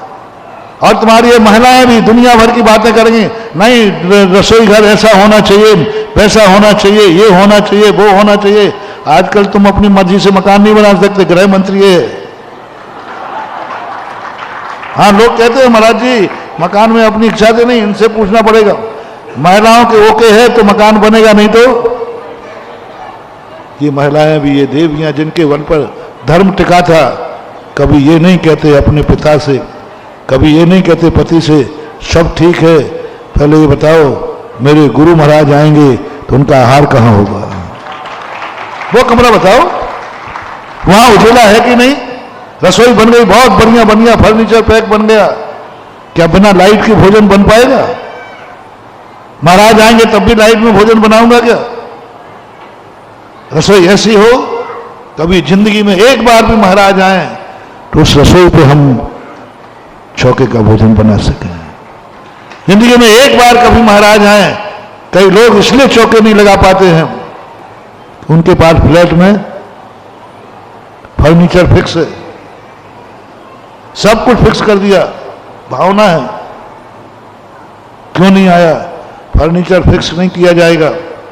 कभी महाराज आ गए तो मकान की सुविधाओं के कारण से यदि तुम चौका नहीं लगा पाए, जाओ यही मकान जेल है और उसी में जेल में मरोगे, क्योंकि तुमने मकान की डिजाइन ऐसी बनाई कि अब उसमें महाराज का आहार नहीं हो सकता। आहार देने का भाव है, लेकिन मकान ऐसा है, जाओ वो मकान जेल है। और बनाते समय ये भाव कर लिया तो वही मकान जेल नहीं, वो तुम्हारे सम्यक दृष्टि की, महाराज के भक्त की वसति का है, महाराज के भक्त की वसति का है। और भगवान महाराज के भक्त की वसति का कभी पाप नहीं हो सकती, कभी जेल नहीं हो सकती, क्योंकि वो महाराज के आहार के भक्त की वसति का है। वो कैसे जेल हो जाएगी? कैसे जेल हो जाएगी? आप हर चीज में धन भी कैसे हो जाएगा? धन पाप था, पाप धन था। जब धान लाओ, जब अनाज लाओ, एक भाव कर लेना, कहीं महाराज आएंगे तो इसी अनाज में से उनको भी रोटी बना के खिलाऊंगा। कहां है वो? तो आहार दान हो गया पूरा का पूरा, तुम तो प्रसाद खाओ। धन पाप था, परिग्रह था, कहां हुआ? कहां तुम्हें बरी करा रहा हूं? क्यों कमा रहे हो? उद्देश्य क्या है? बोले मालूम नहीं है? आगरा वाले सुनो रे, आगरा वाले, अभी तक तुम्हारी दुर्गतियां होने की संभावना थी, खूब कमाया 50 साल से, 50 नहीं 90 साल बताया, 90 नहीं, आगरा कब से पता नहीं। ताजमहल जब 16वीं शताब्दी तो पक्का है, 400 साल हो गए। 400 साल से हर व्यक्ति ने कमाया है, पाप से कमाया, पाप कमाया, पापी थे। अब आज के बाद नहीं, अब तुमने मुझे वकील बना लिया है, अब नहीं, कमाई चौगुनी कर दो, कमाई चौगुनी कर दो और होगी। कमाई चौगुनी कर दो और कमाई चौगुनी होगी, बस शर्त एक है, आज के बाद कोई कमावे इतना सा बोलना है, क्यों कमा रहे हो? लोकोदय तीर्थ क्षेत्र के लिए कमा रहा हूं। उसमें कुछ करना चाहता हूं, पूरा नहीं लेंगे, चिंता मत करना, चिंता मत करना, उसमें कुछ करना है, बस एक मन बना लो। बस जैसे आप लोग मन बनाते हो कि और मकान मेरे व्यापार में, मेरे धंधे में, मेरी नौकरी में और कुछ हो पाए या नहीं हो पाए, एक गाड़ी हो जाए, घोड़ा हो जाए, एक मकान हो जाए, बेटा बिटिया की शादी हो जाए, इतना भाव हर ग्रस्त करता है कि नहीं करता है? करना भी चाहिए। उसमें बस एक मेरा जोड़ दो, बस एक। तुम्हारे कितने हैं? कमाते समय तुम्हारे विकल्प कितने हैं? हजारों विकल्प हैं, हजारों शौक हैं, हजारों इच्छाएं हैं, मात्र एक इच्छा अपने गुरु की जोड़ दो, एक इच्छा जोड़ दो। इतना सा कहना है, प्रभु जो धंधा व्यापार चल रहा है, जो मेरी नौकरी लगी है, बस इससे इतना बच जाए कि लोकोदय तीर्थ क्षेत्र में कुछ मैं भी बना सकूं। इतना ज्यादा नहीं भगवान, इतना मैं कुछ बना सकूं। मेरे भाग्य देखो, दुनिया में तीर्थ क्षेत्र बनते हैं, बनाए गए हैं, मैंने कितना पुण्य किया। मेरे जीती जी मेरे सामने तीर्थ क्षेत्र बन रहा है, मेरे सामने महानुभाव जितने जिंदा हैं। ये अक्षय पुण्य कमाने का साधन है। इतनी अनुभूति करना, मैंने कितने पुण्य किए। मेरे सामने आगरा में, आगरा पागलों के नाम से प्रसिद्ध था, और सारे भारत में यही नहीं, मैं प्रवचन में कहीं भी कहता हूं तुम ऐसा करोगे तो आगरा, सब हंस जाते। मैं सोचता मैंने भैया आगरा काय के लिए भेज रहा हूं, बोलो महाराज मालूम है वो, आगे बोलने की जरूरत नहीं। आगरा का पागल खाना, आगरा कहते वो समझ जाते महाराज जी कह रहे पागल है क्या, आगरा भेज दूंगा। और या फिर दूसरा है राग का स्तंभ, एक राग की पराकाष्ठा ताजमहल, जो राग की पराकाष्ठा में जीते हुए गर्व करते हैं हम उस आगरा के, जहां ताजमहल है, ताजमहल। दूसरे लोग वो करते हैं, मैं वो व्यक्ति हूं जो आगरा के पागल खाने में ठीक हुआ हूं, वो थोड़ा गर्व करता है। अब तीसरा वो करना है, हम वो जैनी हैं, हम वो पुण्यात्मा हैं जिस आगरा में लोकोदय तीर्थ क्षेत्र है। लोकोदय तीर्थ क्षेत्र भीतरागता का भी स्तंभ है, और हम उसमें रहे, और उसमें हमारी चीज नहीं बने। नहीं नहीं नहीं नहीं नहीं, आज से हर व्यक्ति दुकान पर, फैक्ट्री में बैठते हुए 9 बार नमोकार मंत्र पढ़ के संकल्प करेगा, प्रभु इस दुकान से इतना कुछ आ जाए कि मैं कुछ कर सकूं। लोग देते तीर्थ की सबसे छोटी का आइटम सही, क्या कह रहा हूं, सबसे छोटा आइटम सही, पर एक आइटम इस तीर्थ में मेरा होना चाहिए। वह सारे भारत के लिए मोटिवेशन दे रहा हूं। आपके पास जो भी तीर्थ क्षेत्र हो, जो भी तीर्थ क्षेत्र आपको प्रिय हो, आपका एड्रेस हो तीर्थ क्षेत्र का, एक नाम आत्मीयता हो, ये तीर्थ मेरा है। मैं भी आगरा में हूं, भी जहां के जो हूं, बस एक एक अपने प्रतिष्ठानों पर सारे भारत के लोगों को मेरा मोटिवेशन है। जिसके पास फैक्ट्री है, धंधा है, ठेकेदार है, सब्जी की दुकान लगाता है, हाथ ठेला लगाता है, मजदूरी करता है, सबको एक मोटिवेशन है, 9 बार नमोकार मंत्र पड़ेगा और कहेगा प्रभु इस मजदूरी में, इस नौकरी में, इस व्यापार में इतना बच जाए कि मैं अपने तीर्थ क्षेत्र पर एक छोटा सा आइटम बना सकूं। क्षेत्र में सब बड़ी योजनाएं होती है कि छोटी भी होती है? छोटी भी। सवाल छोटी बड़ी का नहीं है, सवाल है पार्टी सफेद का, सवाल है शेयर का। मैं भी इस कंपनी का शेयर होल्डर हूं, बस। काय का धन पागल रहेगा? तीर्थ के लिए कमाया हुआ धन पाप नहीं माना जाता। ना तुम्हारा धन पाप होगा, ना तुम पापी होगे। बस तुम्हें एक छोटी सी कला सिखा दी, हर चीज में यही लगा लो, हर चीज में यही लगा लो। जिन जिन को तुमने पाप कहा है शास्त्रों में, उनका थोड़ा सा नजरिया बदल दो। धन बुरा हूं भला कहिए। जिस गृहस्थी को तुम्हें पाप कहा है, उसको पुण्य में बदल डालो, पुण्य में बदल डालो। क्यों कर रहे हो शादी? बेड़ी डाल रहा, बेड़ी। बोले महाराज जी आपका भक्त और आपके भक्त को बेड़ी लग जाए, आपके भक्त को बेड़ी लग जाए, ऐसा कभी होता है? तो फिर क्या शादी कर रहा है ना, बेड़ी तो है ही। देखिए शास्त्र में लिखा है। बोले महाराज थोड़ा नीचे पढ़ो, नीचे क्या लिखा है? उसमें लिखा है बिना इंद्राणी के पंचकल्याणक में 100 धर्म इंद्र नहीं बनेगा। मैंने तो इसलिए शादी की है, कभी मौका पड़ गया तो इंद्र रानी बनूंगा, कभी मौका बना तो भगवान का माता पिता बनूंगा, कभी मौका पड़ गया तो मैं जो धर्म की क्रियाएं बनाऊंगी। इसलिए लो, अब इंद्राणी ढूंढना भी बेड़ी है, इंद्राणी ढूंढना भी बेड़ी है क्या? पर शादी के समय एक संकल्प ये भी किया करो। सारे संकल्प तुम करते हो, मैं उसमें कोई ऐतराज नहीं कर रहा हूं। एक संकल्प ये भी कर लेना कि सारे कारण तो मेरे शादी करने के हैं, लेकिन एक लक्ष्य यही भी है कि कभी पंचकल्याणक में मेरे समर्थन के अनुसार बॉडी मिली तो फिर क्या मैं तुरंत शादी करूंगा? इसलिए पहले से करके रखिए,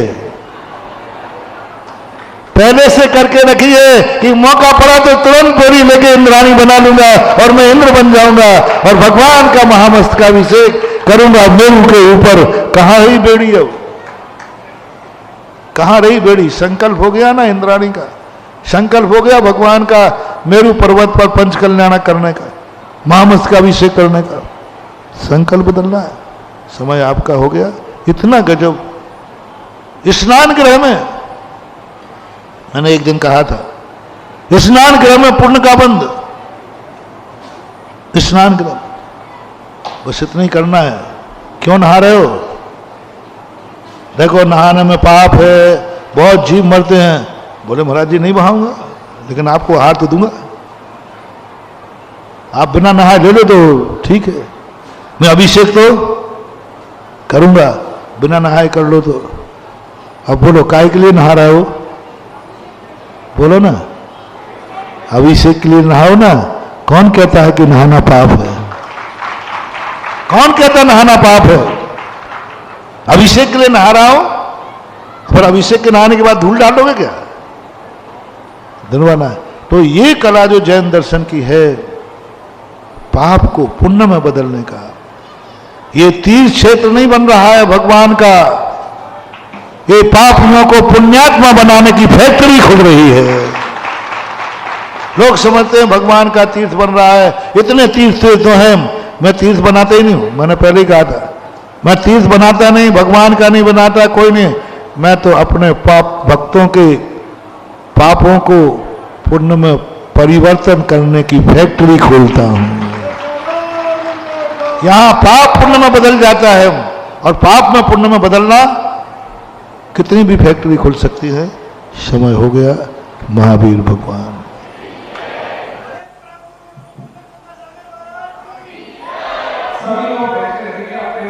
कोई भी नहीं हिलेगा। हमारा अनुरोध है, जो महिलाएं उठ गई हैं वो बैठ जाए और पाप को पुण्य में परिवर्तित करें, बेड़ी को फूलमाला बनाएं, और साथ में भगवान ऋषभ देव ने जहां एक तरफ साधु को पीछी थी, वहीं दूसरी तरफ हाथ में श्रावक को तलवार दी। आज महाराज जी ने आशीर्वाद दिया है। आज हमारे भाई संजय जी जैन, विश्व जैन संगठन अपने साथियों के साथ यहां पर आए हैं। मैं देख रहा हूं सैकड़ों। देखिए, मैंने आपसे अनुरोध किया है, आपको बैठना पड़ेगा, तभी आगे की कार्रवाई होगी। जो लोग भी खड़े हो गए वो बैठ जाएं, बिल्कुल वहीं पर बैठ जाएं,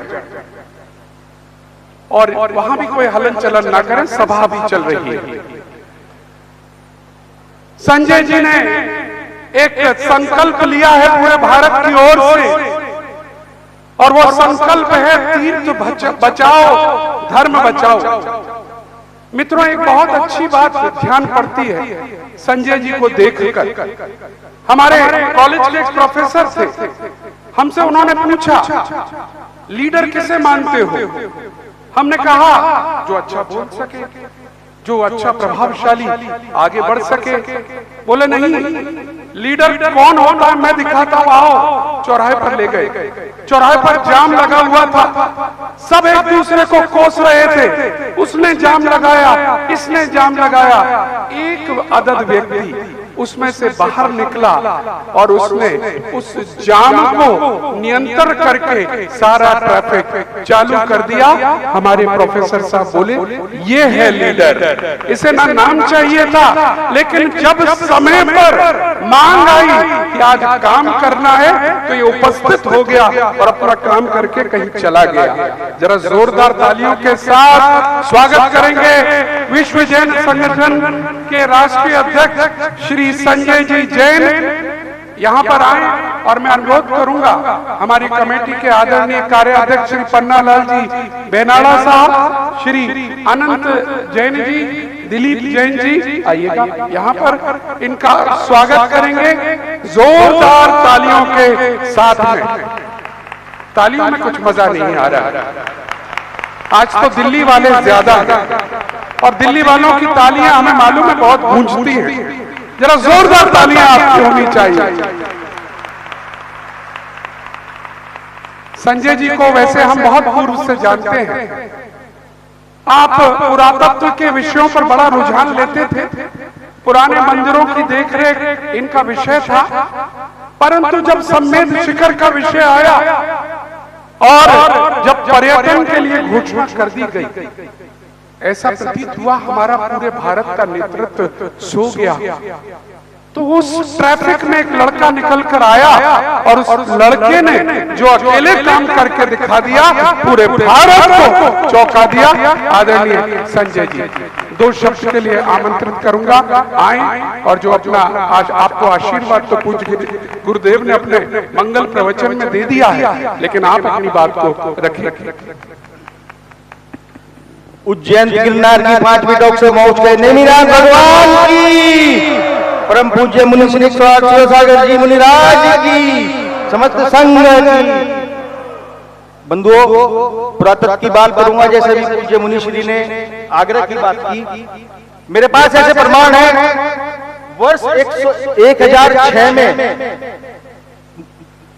मुनि सुब्रतनाथ भगवान जी की पाषाण की प्राचीन प्रतिमा यहाँ पर लाल किले के मुख्य गेट के बाहर और नदी के बीच में प्राप्त हुई थी। यानी कि उस समय बहुत बड़ा जिनालय यहाँ पर रहा होगा। जैसे मेरे पास पुरातात्विक प्रमाण है और फतेहपुर सीकरी तो आपको पता ही है।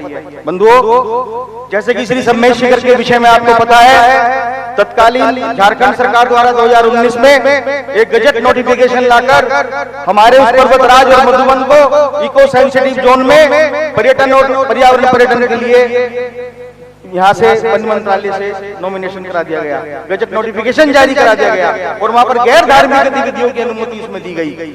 सकल जैन समाज को हमने निवेदन किया, प्रयास किया और परम पूज्य मुनि श्री के पावन चरणों में हम लोग ललितपुर गए और मुनि श्री ने हमें मार्गदर्शन ही नहीं पूर्णतः आशीर्वाद दिया और अपनी वीडियो के माध्यम से पूरे देश के संदेश दिया, जिसपे हम सब लोगों ने मिलकर अपनी उस केंद्र सरकार को जताया कि हम मर जाएंगे लेकिन अपने तीर्थराज को कभी भी पर्यटन स्थल नहीं बनने देंगे।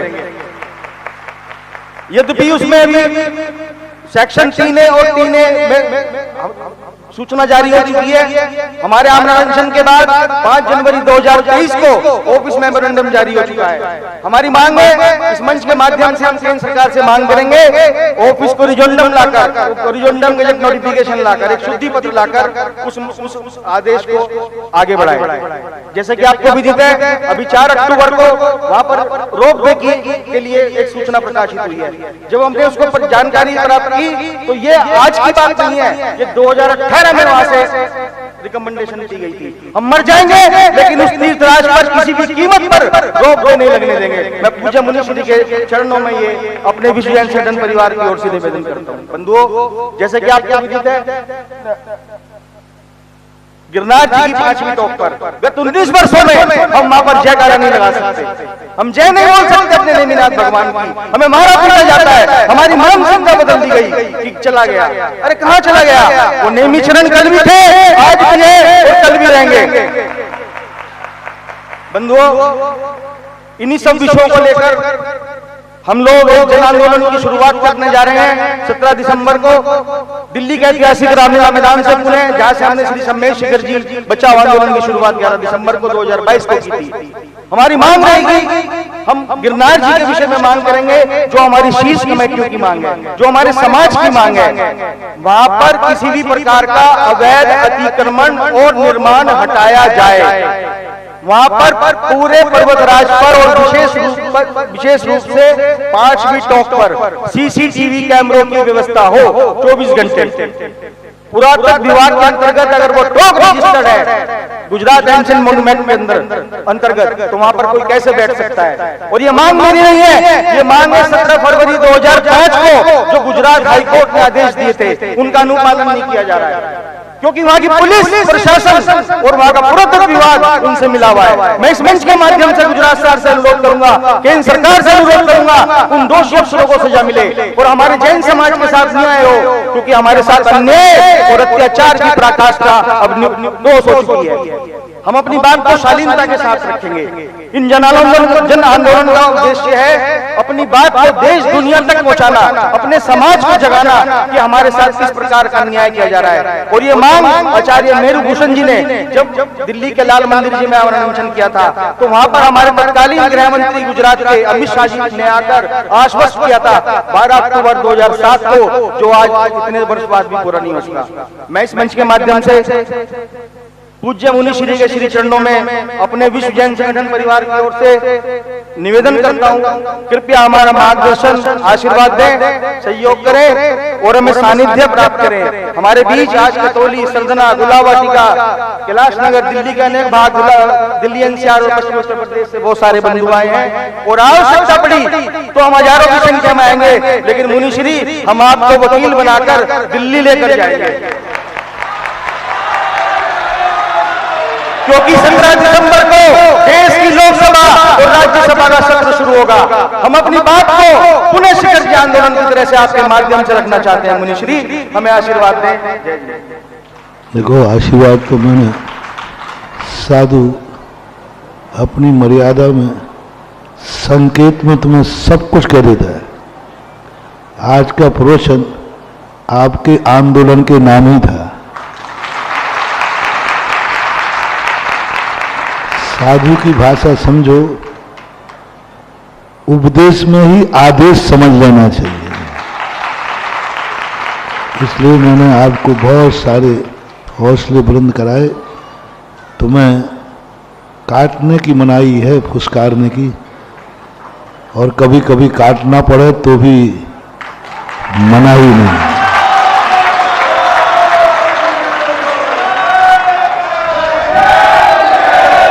धर्म और धर्म के आयतनों की रक्षा करने के लिए ही तो तलवार है। धर्म और धर्म आयतन की रक्षा करने के लिए। इसलिए दिल्ली से जो आवाज उठती है उसमें दम होती है, वजन होती है, और दिल्ली की आवाज को गांव-गांव तक पहुंचाने के लिए सारे लोग कटिबद्ध रहते हैं हमेशा जन। और दिल्ली से तुम लोगों ने आवाज उठाई है, उसको उठाना चाहिए। हम गैर कानूनन कोई कार्य नहीं चाहते, लेकिन कानून के अनुसार तो हमें हक मिलना ही चाहिए। जब कानून कह रहा है कि पुरातत्व कह रहा है कि गिरनार जैनियों का है, उनकी मूर्ति है, तो कानून की तो रक्षा करें। कानून की धज्जियां क्यों उड़ाई जा रही हैं? चाहे सम्मेद शिखर हो, चाहे गिरनार हो, चाहे गोमटगिरी हो, चाहे कोई भी, कानून की धज्जियां। कानून के अनुसार यदि हम अधिकारी नहीं है तो हमें गैर कानूनन कोई चीज नहीं चाहिए। गैर कानूनन हम जैनियों के लिए कोई चीज नहीं चाहिए। जिस पर हमारा कानूनन हक है, और कानून हक के लिए मरना पड़े और मारना पड़े तो भी जैनियों को पीछे नहीं हटना। कानून का अधिकार तो हमारा होना चाहिए। हम कानून के, सरकार हमारे सामने कानून की, जैनियों का अपमान नहीं कर रही है सरकार, कानून का अपमान कर रही है। जैनियों के लिए नहीं अपराध, कानून का अपमान है, कानून का आधार है। तो कानून के आधार पर जो हम लड़ते हैं, आप जांच कराइए निष्पक्ष, और यदि हम कानूनन न पाए जाएं, आप बोलिए, हम हट जाएंगे। सुप्रीम कोर्ट हमारे पक्ष में निर्णय दे रहा है केसरिया का, और उसके पक्ष भी आप हमारा न्याय नहीं दिलवा पाए। कोर्ट पक्ष दे रहा है फिर भी तुम हमें न्याय नहीं दिलवा पाए। ऐसा शासन, ऐसा प्रशासन किस काम का जो कानून की भी रक्षा ना कर पाए। शासन प्रशासन किसी व्यक्ति की रक्षा के लिए नहीं होता है, कानून की रक्षा के लिए होता है। कि जब कोर्ट और कानून जब दे रहा है तो उसी की सुरक्षा करना तो पुलिस का काम है, उसी की सुरक्षा के लिए तो अपन वोटर चुनते हैं। तो इसलिए सरकार को हिदायत दें, सरकार को दिखाएं कि हम गैर कानून नहीं है। कानून का दर्पण दिखाना हमारे इस आंदोलन का लक्ष्य होना चाहिए। कानून का आईना दिखाओ सबको, मेरा आईना मत देखो, आप एक राष्ट्रीय कानून का दर्पण देखो और कानून में अपने अपने चौकटे देखो। शासन कितना अंधा है और प्रशासन कितना अंधा है। और अंधे हैं तो फिर आप लोग उनसे कहिए कि शासन और प्रशासन मोतियाबिंद का ऑपरेशन करावे और मोतियाबिंद का ऑपरेशन करा के फिर कानून के दर्पण में देखें हम जैनी लोग कितने सत्य पाए जाते। हम जैनी लोग वैसे ही अन्याय के लिए पक्ष में नहीं रहते। हमारी जो चीज नहीं है उसकी तरफ हमारी दृष्टि नहीं जाती। बेटा बाप रोक देता, बेटा नहीं उस चीज पे अपने नहीं है। शादी तुम्हें रोक देते, पराई वस्तु पर नियत खराब नहीं करना, ये जैन दर्शन का मूल नियम है।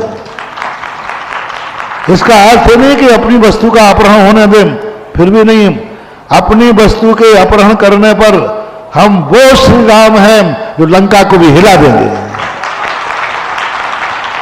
पराई वस्तु उठाने के लिए हमें कोई विकल्प नहीं है, लेकिन हमारी वस्तु का अपहरण किया तो हमें 100 योजन का समुद्र पार करना पड़े, चाहे भले मुझे राक्षसों से भिड़ना पड़े, चाहे लक्ष्मण शक्ति को धराशायी होना पड़े, लेकिन हम अपनी वस्तु को छुड़ा करके लाएंगे।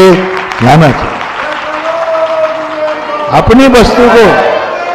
अपनी वस्तु को लाने के लिए श्री राम बन जाओ, हनुमान बन जाओ अपनी वस्तु को लाने के लिए। और अपनी वस्तु को लाने का जो अधिकार हमारा था है होनी चाहिए। संकेत में यही आशीर्वाद है। एक बार मिलकर जयकारा लगाएं, बोलिए निर्यापक शिरोमणि पुंगव 108 सुधा सागर जी महाराज की। मित्रों, इस मंच से पूज्य श्री इस विषय पर अनेक बार जिज्ञासा समाधान के माध्यम से अपनी बात को रख चुके हैं।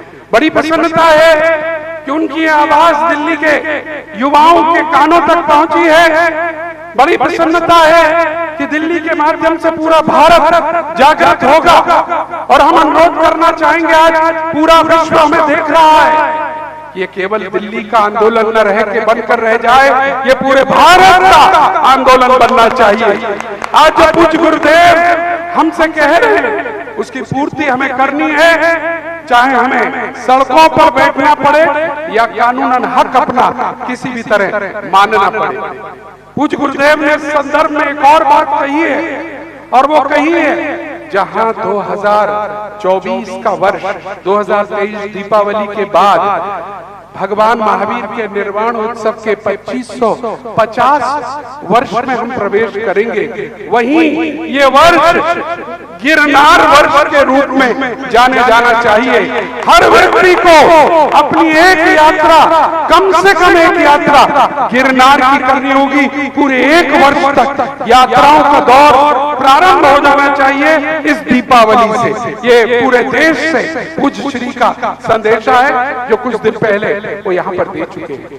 आज बड़ी प्रसन्नता है संजय जी ये एक आंदोलन के रूप में व्यवस्था को लेकर आए हैं, लेकिन कल यहाँ से एक और हुंकार पड़ने वाली है। मित्रों, इसका इलाज जहाँ आंदोलन है वहीं पर इस बीमारी का इलाज राजनीति के अंदर घुसकर काम करने का है। और समय आ गया, पूज्य गुरुदेव कहते हैं अगर राजनीति में एकजुट नहीं हो पाए तो जीवन में तुम्हारा वजूद खत्म हो जाएगा। हो सकता है तुम्हें एक टिकट भी ना मिले, लेकिन एक साथ एक जिले के लोग एक बार मिल तो जाओ। केवल एक बार ये कह दो कि हम जैन लोग उसी को वोट देंगे जो हमारी गिरनार समेत शिखर और तीर्थ रक्षा की बात को सम्मान करेगा। मिलकर कहो तो सही, बंद करो पार्टियों के नाम पर एक दूसरे के पैर खींचना।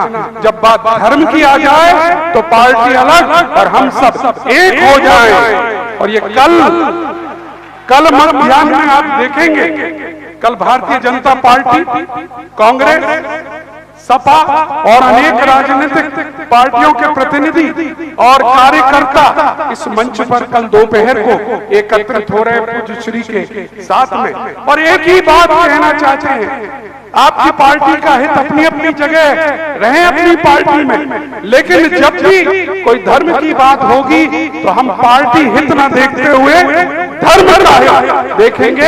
ये वाली बात कल यहाँ पर होगी। हम आमंत्रित करना चाहेंगे, कल यहाँ पर श्री जैन राजनीतिक चेतना मंच का राष्ट्रीय अधिवेशन है दोपहर 1 बजे से। हम अनुरोध करना चाहेंगे पूरे भारत से जहां प्रतिनिधि आ रहे हैं वहीं पर जितने भी लोग कल बसों से आ सकते हो आइएगा, और कल पूज्य श्री का निर्देशन राजनीति में जैन समाज क्या कर सकती है उस पर भी सुनिएगा। चलिएगा, आज बहुत सारे लोग बाहर से आए हैं, हम नाम ले रहे हैं। व्यवस्था हमारी ये है, मंच पर हम किसी को नहीं बुलाते हैं, लेकिन केवल हाथ खड़े करके हाजिरी लगवाते हैं। पहले आप सब खड़े हो जाएं अपने अपने स्थानों पर। और सबसे पहले मैं पूछना चाहूंगा कि आज विश्व जैन संगठन से जितने भी लोग आए वो हाथ खड़े कर दे, सारे जितने भी विश्व जैन संगठन से। और श्रीमती रुचि जैन, राष्ट्रीय संयोजिका महिला विश्व जैन संगठन, मंच पर आ जाएं और उनका भी सम्मान हमारे यहाँ की महिलाएं आकर करें। आप आ जाएं बहन जी, पीएनसी परिवार से आ जाएं और उनका सम्मान करें। उषा जी जैन आ जाएं। और हमारे बीच में श्री दिगंबर जैन, अतिशयकारी पारस धाम टीकमगढ़ के लोग आए हुए हैं, बहुत बहुत स्वागत, अभिनंदन। हमारे बीच में शालीमार कमला नगर शीतकाल के निमंत्रण के लिए लोग आए हुए हैं, हाथ खड़ा कर दे, कहां पर हैं? हमारे बीच में नोएडा से 2 बसें आई हुई हैं, नोएडा, बहुत बहुत स्वागत, अभिनंदन। देखिए एक सेकंड, जब आप हाथ उठाते हैं पूज्य गुरुदेव देख लेते हैं, आप चीखेंगे चिल्लाएंगे उससे कोई फर्क नहीं पड़ेगा। और श्रीमती रुचिका जी का स्वागत।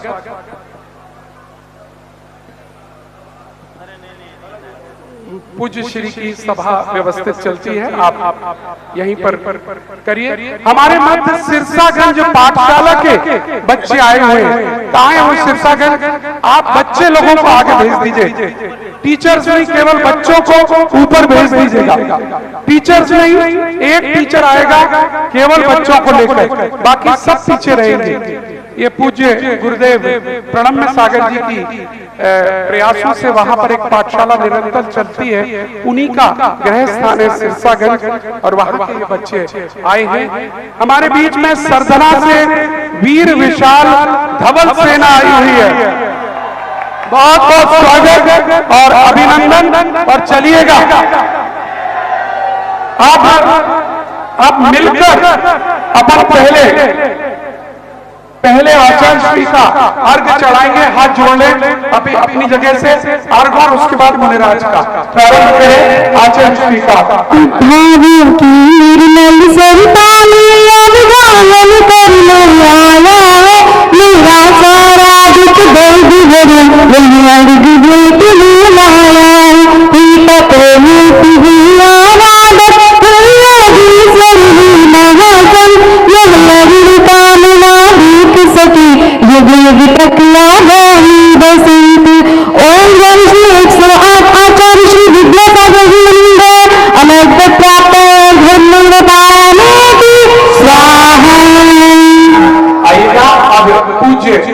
श्री का आगे बढ़ेंगे, हाथ जोड़ लीजिएगा, श्रीफल लाए, श्रीफल उठा लीजिएगा, नहीं लाए हैं हाथ को श्रीफल बना लीजिएगा सभी लोग, और मिलकर आप पूज्य गुरुदेव सुधा सागर जी का अर्घ्य चढ़ाइए। सुधा सागर दयालु जी को जीवन दान दो, सब ठाकर चल सके शाम जी सब ज्ञान दो, आस प्रेम कटिया सास संभाल दो, शीघ्र कर भव बदल जी वरदान दो,